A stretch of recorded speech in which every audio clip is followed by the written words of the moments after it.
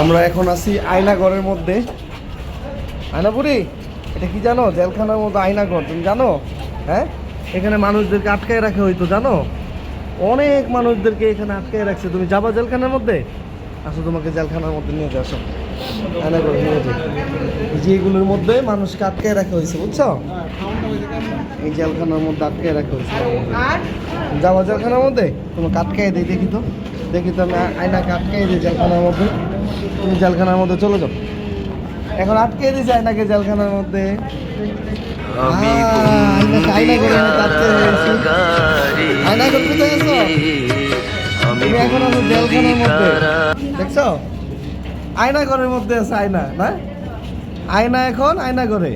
কোথায় আয়না? এখন আয়নাঘরে হচ্ছে আয়নাঘর।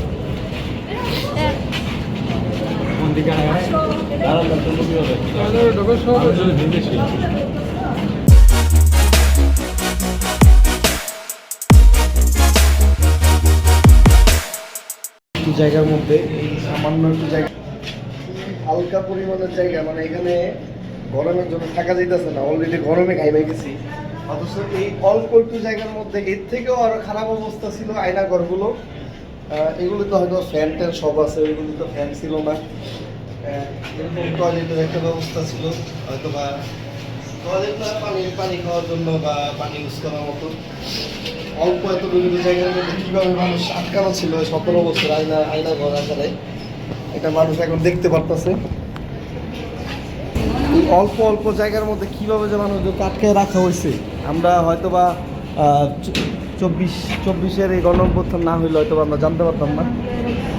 এই যে পরিমাণ আয়নাঘর, এক একটা সেল বানানো আছে, এক একটা সেল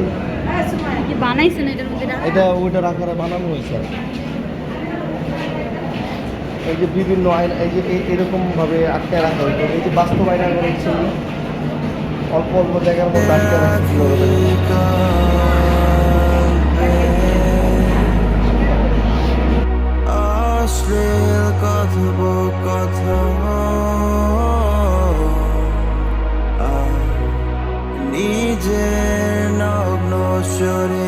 আয়নাঘর বাস্তব ছিল, সেটা নিয়ে সেটা আদলেই তৈরি করা হয়েছে।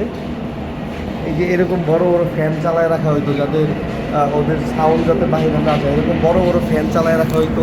এর থেকেও বড় বড় ফ্যান, যাতে বাহিরের আওয়াজ, মানে ভিতরের আওয়াজ বাহিরে না যায়, এরকম 24 ঘন্টায় এত বড় বড় ফ্যান চালু করে রাখা হইতো আগে। হ্যাঁ না করে তুমি জেলখানায় আসছো? এখানে অনেক মানুষদেরকে আটকায় রাখা হয়েছিল, তুমি জানো? অনেক বছর আটকায় রাখা হয়েছে। তোমাকে যেখানে আটকায় রাখছিলাম না, এখানে মানুষদেরকে আটকায় রাখা হয়েছিল। এটা হচ্ছে আয়নাঘর, বুঝছো? এখানে মানুষকে বন্দি করে রেখে দিতে এতদিন। তো আয়নাঘরের আদলে অনেক সুন্দর একটা আয়নাঘর এখানে তৈরি করা হয়েছে। 24-এর আন্দোলন না হইলে আমরা বুঝতেই পারতাম না, আর এত মানুষ আয়নাঘর থেকে মুক্ত হইতে পারতো না।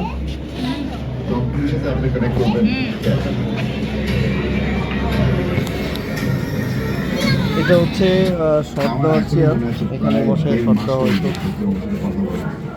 তখন মাথায় তো একদম মনে হতো যে এখানে শর্ট দেওয়া হয়তো এই চেয়ারটার মধ্যে, এই যে চেয়ারটা মানে মানুষের সাথে নখ উঠায় হলাইতো, বড় বড় চিত্র এটার মধ্যে হইতো, আমরা হয়তো না আসলে জানতে পারতাম না। এই যে হাম্মাম চৌধুরী, এই যে লাইট বাল্ব যেটা অন থাকতো 2 দিন 3 দিন হয়ে গেছে, এই লাইট অফ হয় না, আমি এই জুতা দিয়ে ওই লাইটটা ভাঙতাম, অন্ধকার হয়ে যেত। ওই অন্ধকারের মধ্যে কিছু নির্মম ভাবে যে ঝুলাইয়া এখানে নির্যাতন করা হইতো, হাতুড়ি দিয়ে বিভিন্ন ভাবে টর্চার করা হইতো আয়নাঘরে। এগুলি এখানে ফুটে তোলা হয়েছে। চোখ খুললো, নির্মম ভাবে মানুষদেরকে ওখানে নির্যাতন করা হইতো, নির্মম ভাবে। এই যে এগুলিতে ইলেকট্রিক শর্ট দেওয়া হইতো। সেটা চেয়ারটা হচ্ছে এই যেটা, হ্যাঁ না, এটা জানো এটা কিসের চেয়ার? এখানে ইলেকট্রিক শর্ট দেয়, জানো? কারেন্ট দিয়ে দেয় এই চেয়ারটার মধ্যে, মানুষদেরকে বেঁধে রাখে এখানে। এই চেয়ারটার মধ্যেই এই যে এভাবে কারেন্টের শর্ট দেওয়া হইতো। আমার জন্য এই লাইব্রেরি এখন আমার ফ্যামিলির জন্য সবচেয়ে ইমোশনাল। কিভাবে মানুষদেরকে চুলায় চুলায় এই যে হাতের নখ পর্যন্ত উঠে বলা হইতো, গরম পানি ডালা হইতো, চোখ বাইন্দা গরম পানি ডালা হইতো। বইয়ের ভ্যালু অসংখ্য সেল আর ফ্যানের যে আওয়াজ, এই ফ্যানের আওয়াজে মাথা ব্যথা হয়ে যায়। এখানে অসংখ্য সেল বানানো আছে,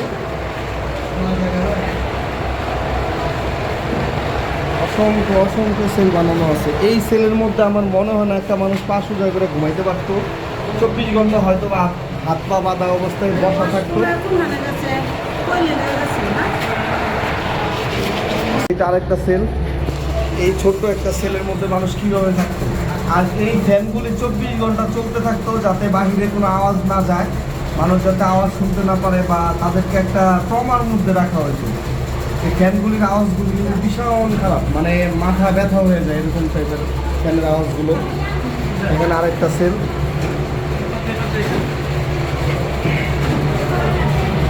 ছোট ছোট আয়নাঘর, মানুষ এইরকম আয়নাঘরের মধ্যে মানুষদেরকে আটকে রাখা হইতো। এই যে এরকম আয়নাঘরের মধ্যে আটকে রাখা হইতো। এখানে একটা মানুষ থাকার মতো জায়গা নাই। এই আয়নাঘরগুলিতে এক একটা মানুষ এক একটা সেলে রাখা হইতো। পর্যাপ্ত পরিমাণ পানির সিস্টেম ছিল, পর্যাপ্ত পরিমাণ জায়গাও ছিল না যে সোজা হয়ে শুবে, এরকম থাকার জায়গাও এখানে ছিল না। সামান্য যে এটা হচ্ছে একটা সিঁড়ির নিচে রুমের মতো। এখানে অসংখ্য অসংখ্য রুম ছিল, এরকম আকারে বানানো ছিল, যেটার মধ্যে 500 জায়গা করে শোয়া যেত না, মানে সম্পূর্ণভাবে বসে থাকতে হইতো। এই যে এখান দিয়ে খাবারের সিস্টেম ছিল হয়তো বা। এখানে মানুষ থাকার মতো ব্যবস্থা ছিল না, যেভাবে রাখা হয়েছিল মানুষদেরকে। এটা হচ্ছে আয়নাঘর। এখান থেকে দেখা যায় সুন্দরভাবে নির্মমভাবে মানুষদেরকে আয়নাঘরে বন্দি করে রাখা হয়েছে এতদিন।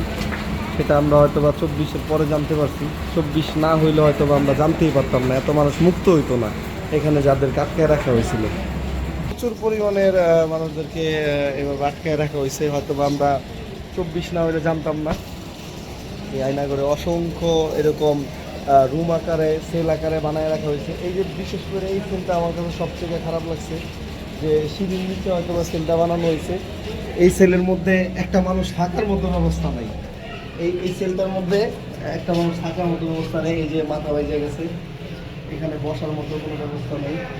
একটু জায়গার মধ্যে একটা মানুষকে আটকায় রাখলে কতদিন আটকায় রাখা যায়? বছরের পর বছর, বছরকে বছর গেছে, এইভাবে মানুষকে আটকায় রাখছে শেখ হাসিনা। এই 24-এর পরেই আমরা জানতে পারছি না। গরম, প্রচুর গরম, এত গরম, গরমে ঘাইনা ঠান্ডা লেগে গেছে। আর এই গরমের মধ্যেই অনেক মানুষকে আটকায় রাখা হয়েছে, এইভাবে চালায় রাখা হয়েছে। এই যে এইগুলো বড় বড় বড় বড় আরো বড় বড় ফ্যান চালায় রাখা হয়তো, শব্দ যাতে না বাহিরে যায়, হ্যাঁ না? এখানে অনেক মানুষদের আটকায় রাখা হয়েছে, তুমি জানো? জানতো না, গুম করে রাখছিল না। 24 না হইলে তো মানুষ জানতেই পারতো না যে আয়নাঘর আছে বাংলাদেশে। আজকে আয়নাঘর থেকে এখান থেকে বিদায় নিচ্ছি। তবে বাস্তবে আপনারা যদি না আসেন, আয়নাঘর বলতে বাংলাদেশে কি ছিল, এটা যদি একমাত্র আপনারা এখানে না আসেন তাহলে আপনারা বুঝতে পারবেন না।